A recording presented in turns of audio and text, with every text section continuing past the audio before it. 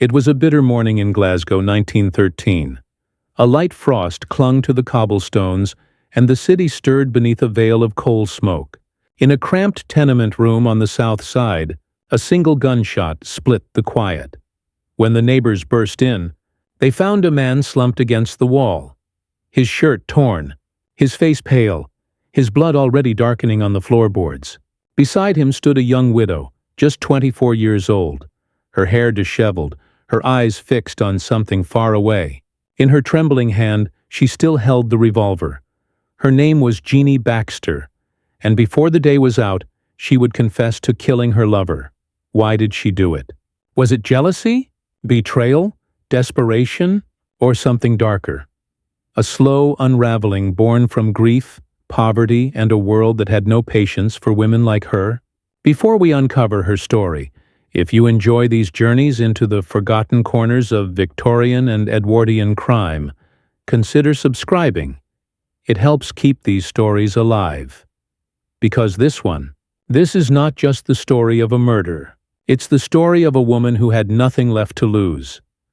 To understand what happened that cold winter morning, we have to go back to a different time, a different version of Jeannie Baxter.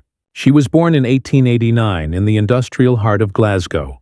The skyline was a forest of chimneys, and the air hung thick with smoke. Her father, a riveter, worked long hours at the shipyards, steady when contracts came, brutal when they didn't. Her mother took in washing, her hands raw and red from scrubbing other people's linen in freezing water. They lived in a single narrow room with peeling wallpaper and a coal stove that smoked more than it burned. Nights were spent huddled under patched blankets, listening to the foghorns on the Clyde. Poverty wasn't a misfortune in their world. It was the air they breathed. By 12, Jeannie was already working in a textile mill, swallowed by the roar of machinery. The air was heavy with lint. Her lungs ached, her hair turned gray with dust. Still she was lively, auburn-haired, quick to laugh, hopeful in a weary sort of way. She dreamed of gentler things, a clean home, a warm hearth, a husband who came home sober and kind. When she met John Baxter, a railway porter with kind eyes and a steady hand, those dreams seemed within reach. They married when she was 19, and rented a small flat near Paisley Road, 2 rooms, and happiness enough to fill them. But in the autumn of 1911, a chill wind blew through Jeannie's fragile peace. John caught pneumonia. Within weeks he was gone. The neighbors pooled pennies to bury him. At 21, Jeannie was a widow, a young woman with no savings, no children, and no one left to soften the silence that followed. For a time, Jeannie survived by cleaning rooms and sewing until her fingers split. But grief eats away at resolve. It leaves a hollow that craves warmth, any warmth at all. That was when she met William "Willie" Laidlaw, a commercial traveler from Edinburgh, with polished boots and an easy grin. He wasn't wealthy, but he carried himself like a man untouched by hardship. Jeannie noticed him at a public house near Bridge Street Station, laughing with the barman, buying drinks as though the world owed him joy. When he spoke to her, she felt seen for the first time in years. Willie was charming. Too charming, perhaps. He told stories of places he'd been, of hotels in Leith and long journeys by train. He promised her a future that glittered with comfort and affection. Jeannie, still mourning, wanted desperately to believe him. Soon they were inseparable. The neighbors gossiped. The widow and her gentleman caller. She ignored them. In Willie's company, she rediscovered laughter. For the first time since John's death, she felt alive. But Willie's affection was built on sand. By the summer of 1912, he grew distant. His visits became irregular, his letters rare. When Jeannie searched for him, she found whispers, debts unpaid, women misled, and evenings spent in smoky backrooms with cards and whiskey. When she finally confronted him in the street, witnesses saw her trembling, voice breaking. "You promised me, Willie. You swore you would?" He laughed, the cruelest sound she'd ever heard. "Go home, Jeannie. You're making a fool of yourself." It wasn't just humiliation that struck her then. It was the shattering of everything she still believed in.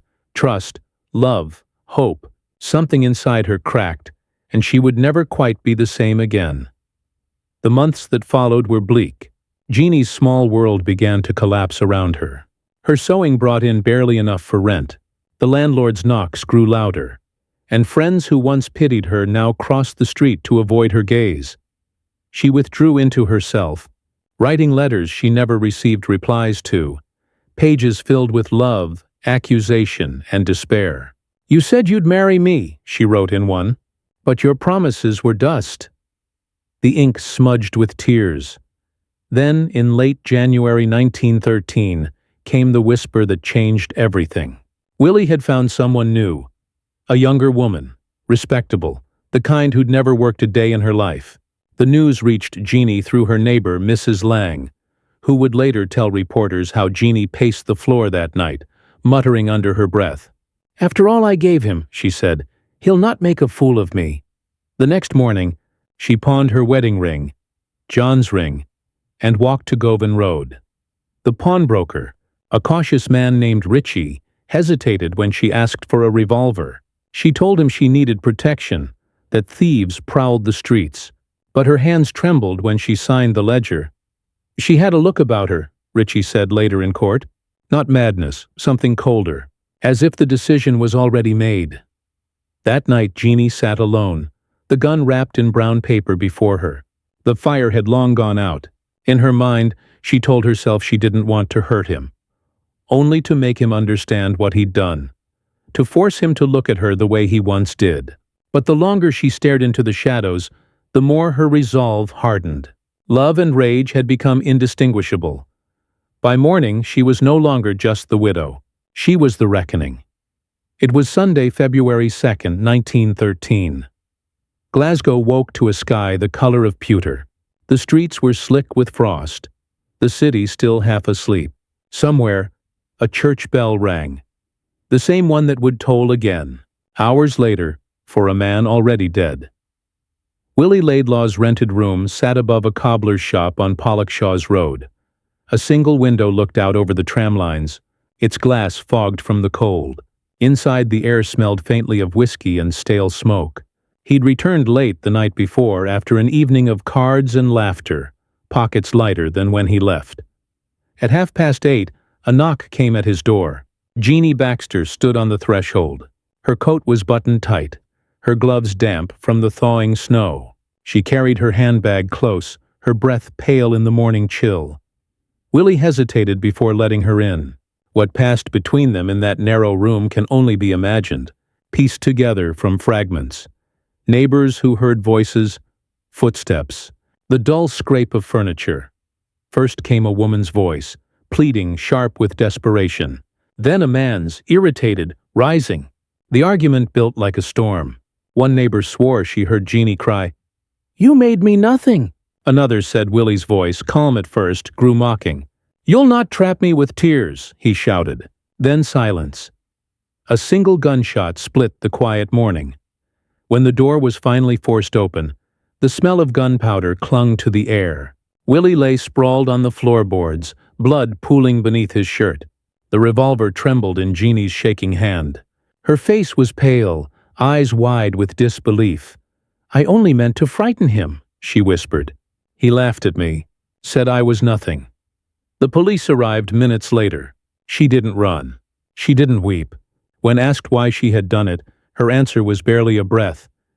"Because he lied." The trial of Jeannie Baxter began on a gray March morning, beneath the vaulted ceilings of the Glasgow High Court. The city was still talking about her, the widow with the green eyes who'd shot her lover in cold daylight. Outside, crowds pressed against the railings, hoping for a glimpse. Inside, the air was hushed, the echo of footsteps swallowed by stone. She sat in the dock, small and pale beneath the black veil she refused to remove. The papers described her as composed, almost serene. To the spectators, she looked less like a murderess than a mourner, a woman who had already buried the man she killed and the life she'd lost with him. The prosecution was merciless. They painted her as unstable, consumed by jealousy and pride. A woman scorned, the Crown's advocate said, who sought not justice, but vengeance. They called the pawnbroker, Who told the court of the trembling hands that bought the revolver, and the neighbor who heard her pacing, whispering through the night? The defense countered softly. They spoke of grief, of betrayal, of promises broken until her mind gave way. She was not wicked, her solicitor said. She was lost. Throughout it all, Jeannie barely moved. She answered questions in quiet tones, never once denying what she had done. Only when the revolver was placed upon the evidence table did she falter, her eyes fixed on it, unblinking, as though it held every word that had gone unspoken. When the jury retired, the gallery buzzed like a hive. They were gone just over an hour. Guilty of manslaughter. The judge spoke solemnly. 10 years penal servitude. Jeannie stood, her voice a whisper that carried across the courtroom. I loved him more than my own life, she said. That was my sin. Perth Prison stood gray and cold against the northern sky, an island of stone surrounded by silence. Within its walls, Jeannie Baxter began her sentence. Gone were the whispers, the gasps, the fevered headlines. The world had already moved on to newer scandals, fresher tragedies. Her first months were marked by exhaustion. The days were long, the work relentless, mending uniforms, scrubbing floors, rising before dawn to the clang of the iron bell. Yet those who watched her said she rarely complained. She followed orders, spoke little, and carried a strange calm that unsettled even the wardresses. She's quiet, one noted in a report. Too quiet, like someone who's forgotten what noise is. The other women called her the widow, not out of cruelty but habit. Some whispered prayers for her, others avoided her altogether. At night, when the lights dimmed, Jeannie would lie awake staring at the ceiling, lips moving faintly, as if reciting something to herself. No one ever heard the words. Years passed. Her auburn hair turned dull. Her hands grew thin and pale. By 1922, when her release papers were finally signed, she was 33, older than her years, and utterly unrecognizable from the girl who once danced at Bridge Street. She walked out through the gates on a spring morning. No family waited for her, no press, just the wind off the Tay, and the faint toll of a distant bell. What became of her afterward is uncertain. Some said she took a ship to Canada under a false name. Others swore they saw her years later in a Glasgow infirmary, tending to wounded men returned from the war. But perhaps she simply vanished, not by escape or exile, but by forgetting. And in that forgetting, at last, found peace. Jeannie Baxter was not born a murderer. She was made one, by grief, by betrayal, and by a society that taught women to suffer in silence. And maybe, in that final moment, when the laughter and humiliation became too much, she chose the only kind of power she had left.